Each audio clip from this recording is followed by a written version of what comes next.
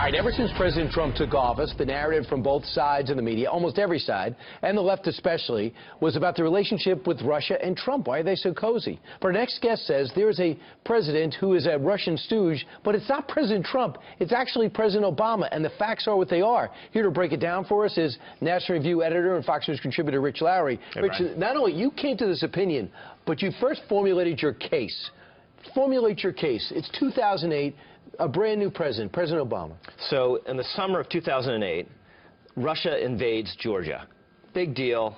Tells you everything you need to know about the Putin regime. Months later, after Obama takes office, all is forgiven. We give them the reset button, and Obama proceeds in 8 years of an incredibly accommodating attitude to Russia. Initially, out of kind of willful naivete, and then later on, out of passivity and weakness. Some of the proof.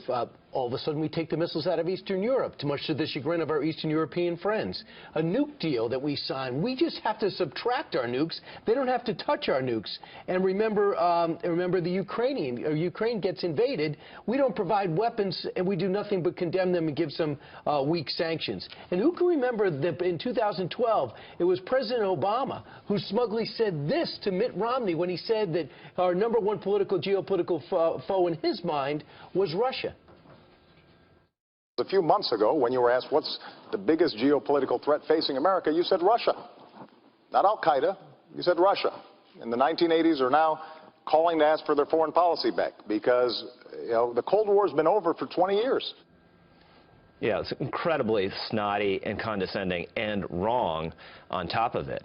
And also, during that election campaign, or prior to that election, President Obama meets with Medvedev and tells him, just tell Vladimir, I'm going to be more flexible after the election. Can you imagine if President Trump were caught on a hot mic telling any such thing to a Russian official?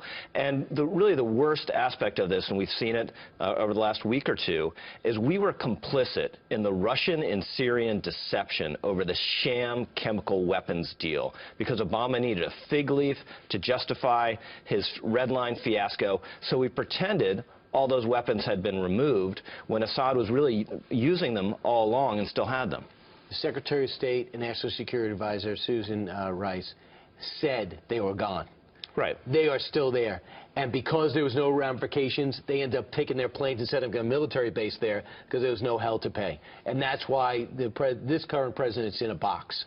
Rich Lowry, very well outlined and retweeted by Peter King, my congressman. Yeah.